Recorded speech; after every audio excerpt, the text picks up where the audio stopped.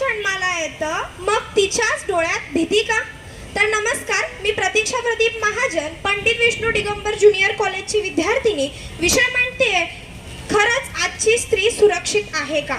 परमनुष्य ठिकाणी असणाऱ्या एखादा कॅमेराला जरी विचारलं ना तरी तो सांगेल आजची स्त्री सुरक्षित नाही.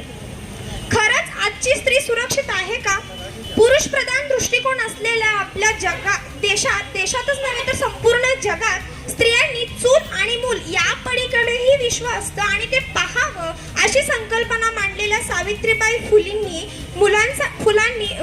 मुलींसाठी शिक्षणाचं दार उघडून दिलं. पण आज त्याच मुलींवरती काय वेळ आली आहे? आजची मुलगी खरंच सुरक्षित आहे का? अहो, आमच्या मराठी साहित्यात पण पूर्णविराम, स्वल्पविराम असे अनेक चिन्ह आहेत, पण बलात्काराला मात्र स्वल्पविरामच का लागतोय? आज ही, उद्या ती, परवा ती, पूर्णविराम कधी लागणार आहे? आपण अशा देशात राहतो ज्या देशात स्त्रियांना नारी शक्ती म्हटलं जातं. स्त्रियांनी पूजा केली की त्या ठिकाणी देवाचा वास असतो असं संबोधलं जातं. त्याच देशात दर 15 मिनिटाला एका जीवाची अब्रू लुटली जाते. त्याच देशात एका दिवसात 81 ते 86 रेपच्या केस नोंद केल्या जातात आणि त्याच देशात एका वर्षात 30,000 मुलींवरती बलात्कार केला जातो.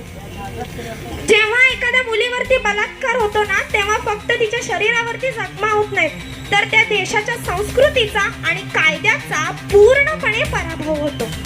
आपण चांदण्या रात्री चंद्रावर, मंगळावर जाण्याच्या गोष्टी करतो.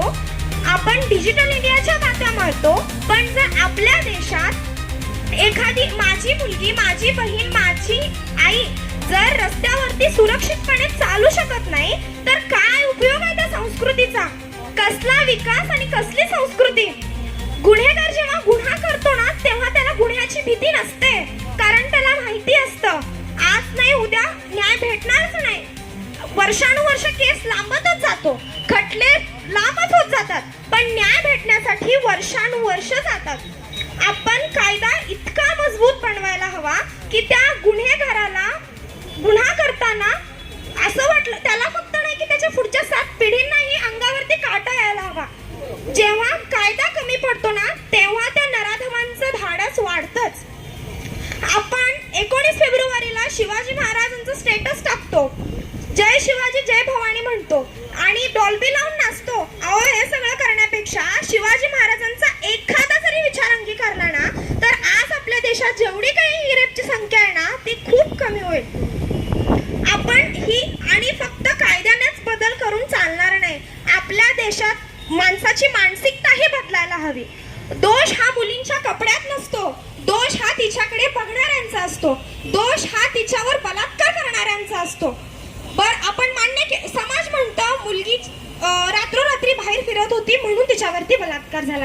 आपण मान्य केलं, ठीक आहे, मुलगी रात्रोरात्री फिरत होती म्हणून तिच्यावरती बलात्कार झाला. पण जेव्हा मुलगी घरात असते आणि तिचा बापच तिच्यावरती बलात्कार करतो तर याला जबाबदार कोण? मग मुलींनी घरात पण राहायचं नाही का?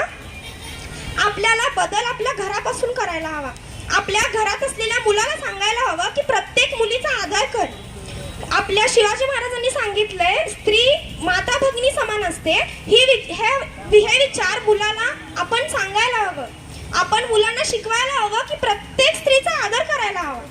शेवटी हा लढा फक्त तिचा नाहीये, तिच्या कुटुंबाचा नाहीये, आपल्या सर्वांचा आहे आणि आपल्या सर्वांनी तिच्यासाठी लढायलाच हवं. त्या नराधमांना शिक्षा झालीच पाहिजे. धन्यवाद. जय हिंद, जय महाराष्ट्र. प्रभावी भाषण.